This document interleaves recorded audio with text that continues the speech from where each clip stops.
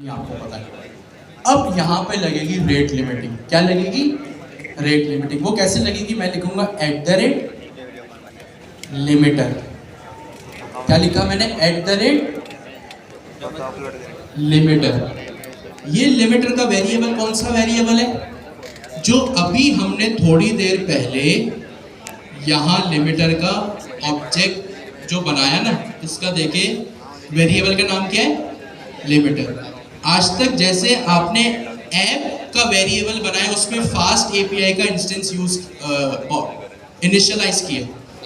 आप लोग आज तक क्या करते थे कि ऐप का वेरिएबल बनाते थे, उसमें फास्ट एपीआई का इंस्टेंस क्रिएट करते थे, और आगे उस ऐप नाम के वेरिएबल को किस तरह यूज करते थे? At the rate app dot gate, app dot post, sorry at the rate app dot post. यहाँ पे भी सेम काम हो रहा है। आपने लिमिटर नाम का एक वेरिएबल बनाना है, उसमें लिमिटर की क्लास इनिशियलाइज करनी है, और उसमें एक हमेशा ये पैरामीटर पास होगा, गेट रिपोर्ट एड्रेस। अब फ्यूचर में ये कैसे यूज होगा? At the rate limiter dot limit. क्या होगा? At the rate limiter dot limit. अब मैं यहाँ पे राउंड ब्रैकेट्स लगाऊंगा और क्या करूंगा? अपनी लिमिट डिफाइन करूंगा। क्या डिफाइन करूंगा? अपनी लिमिट डिफाइन करूंगा कि भाई मुझे सपोज मेरी लॉगिन की एपीआई है, मैं चाहता हूं कि मेरा यूजर एक मिनट के अंदर सिर्फ उसको 3 दफा यूज करे। कितनी दफा यूज करे? 1 मिनट के अंदर उसको कितनी दफा यूज करे? 3 दफा। सबसे पहले मैं लिखूंगा अपने नंबर ऑफ मिनट्स, या नंबर ऑफ नहीं, सबसे पहले मैं लिखूंगा नंबर ऑफ रिक्वेस्ट। क्या मैं लिखूंगा सबसे पहले? Number of request. यहां पहले मैं आपको सूडो कोड लिख के बता रहा हूं।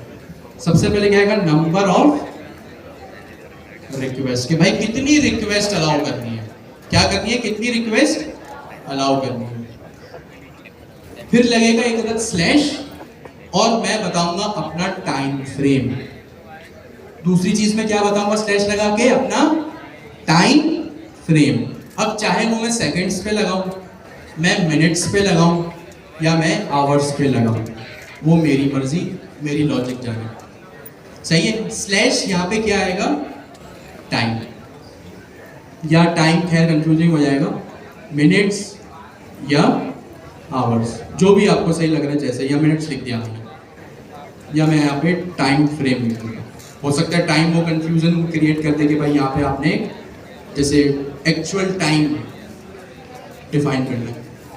सही है? यहाँ पे क्या होगा? सबसे पहले मैंने क्या डिफाइन किया? अपना एंड पॉइंट। सबसे पहले क्या डिफाइन किया? And point. एंड पॉइंट के बाद मैं क्या करूंगा? एक्चुअल अपनी एपीआई पे लिमिट सेट करूंगा। क्या करूंगा? अपनी एपीआई के ऊपर लिमिट सेट करूंगा, और वो लिमिट क्या होगी? सबसे पहली चीज में क्या डिफाइन करूंगा? Number of request. क्या डिफाइन करूंगा? नंबर ऑफ, फिर स्लैश लगा के अपना टाइम फ्रेम। ठीक है?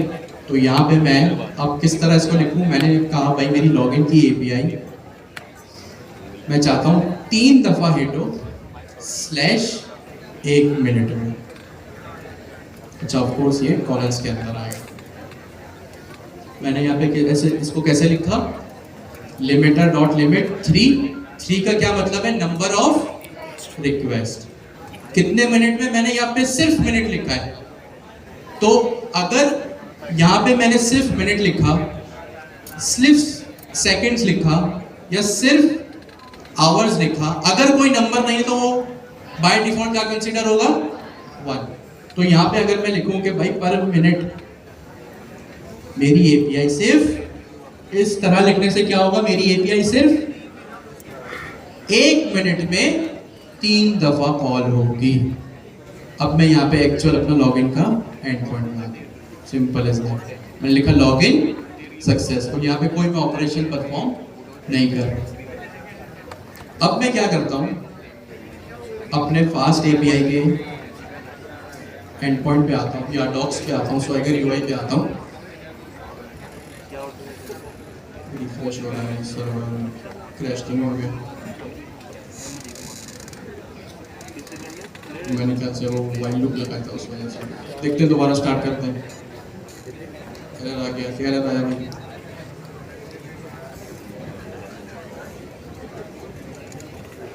अच्छा, एक्सटेंड लाइब्रेरी, ये लाइब्रेरी से एरर आ रहा है। तो मोस्ट प्रोबेबली अब मैं क्लाउड कोड से ऐड करूँगा।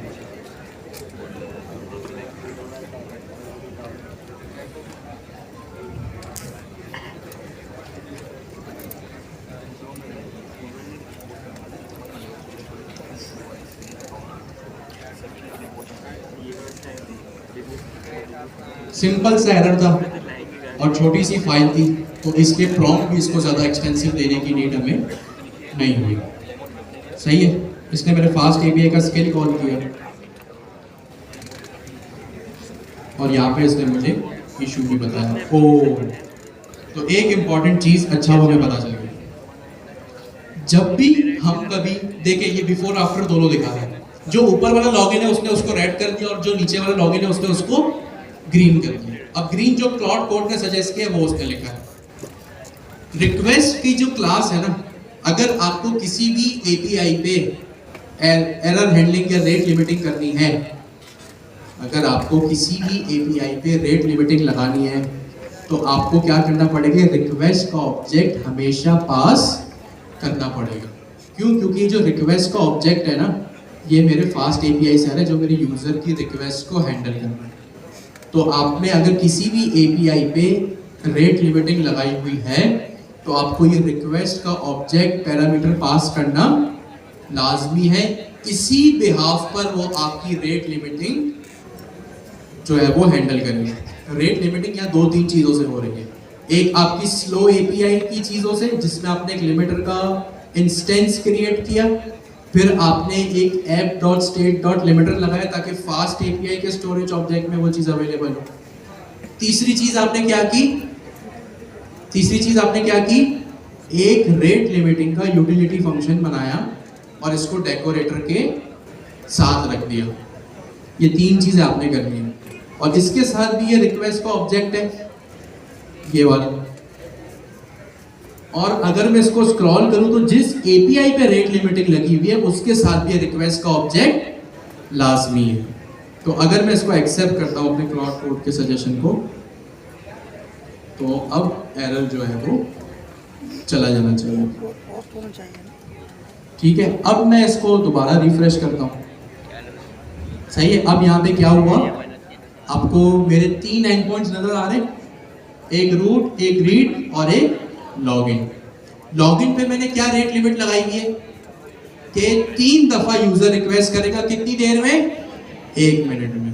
तो जब, अच्छा ये टाइम कब से शुरू होगा? जैसे ही मैंने ट्राई इट आउट शुरू किया और सबसे पहले मैं एग्जीक्यूट पे क्लिक करूंगा तो क्या हुआ? इसने मुझे क्या मैसेज किया? Login successful. मैंने कितनी दफा एग्जीक्यूट पे क्लिक किया? 1 दफा क्लिक किया, मतलब एक टाइम लॉगिन की एपीआई पे मैंने रिक्वेस्ट की। अभी 1 मिनट हुआ नहीं है, मैंने दोबारा रिक्वेस्ट की। क्या मैसेज आया? Login successful. 2 दफा मैंने लॉगिन की एपीआई को कॉल किया। मैं तीसरी दफा कॉल करता हूं, इसने तीसरी दफा भी मुझे क्या किया? लॉगिन का मैसेज सक्सेसफुली रिटर्न कर दिया। क्योंकि मैंने यहाँ पे लिखा होता है ना, 3 दफा एक यूजर इस एपीआई को कॉल कर सकता है। अभी 1 मिनट हुआ नहीं है, मैं चौथी दफा करता हूँ। मैंने दोबारा से एग्जीक्यूट के बटन पे क्लिक किया, इसने मुझे क्या मैसेज रिटर्न कर दिया? इंटरनल सर्वर एरर, कि भाई आपके सर्वर में जो है वो इशू आ गया है। क्यों? क्योंकि मैंने रेट लिमिटिंग क्या की? एक्सीड कर दी। तो ये था रेट लिमिटिंग का कॉन्सेप्ट कि रेट लिमिटिंग क्या होता है? किसी भी एक एपीआई को एक स्पेसिफिक टाइम फ्रेम में ही अवेलेबल रहने देना। क्या पर्पस है इस चीज का? सिक्योरिटी। क्या पर्पस है इस चीज का? सिक्योरिटी। सिक्योरिटी किससे? अजीबोगरीब पाइथन की स्क्रिप्ट से, कि भाई कोई भी हैकर आके जो है वो मेरी एपीआई का गलत यूज ना कर सके। अच्छा होता पता है कि ये जो अभी मैंने यहाँ पे इतना अच्छा फॉर्म बनाया ना, हैकर्स पता है क्या करते हैं? यहाँ पे आके एसक्यूएल की क्वेरीज भी लिखते थे। क्या करते हैं यहाँ पे आके? एसक्यूएल क्या है? डेटाबेस। ऑफ कोर्स हमने देखा ना डेटाबेस में तो क्वेरी चलती है, हमने ORM पढ़ा है, तो आप जाके इस पे मजीद रिसर्च करेंगे ना तो ये और जो है वो वास्ट टॉपिक है। तो हमने क्या किया कि अब सपोज यूजर ने यहाँ पे कोई SQL की ऐसी बुरी क्वेरी लिखी जो मेरे डेटाबेस में जाके क्वेरी करने लगे, सही है। तो ये सारी चीजों से बचने के लिए सिक्योरिटी पर्पस के लिए मैंने यहाँ पे क्या किया, रेट लिमिटिंग लगा दी। अब कोई भी हैकर आए, वो चाहता है कि भाई 5 मिनट के अंदर मेरी API पे वो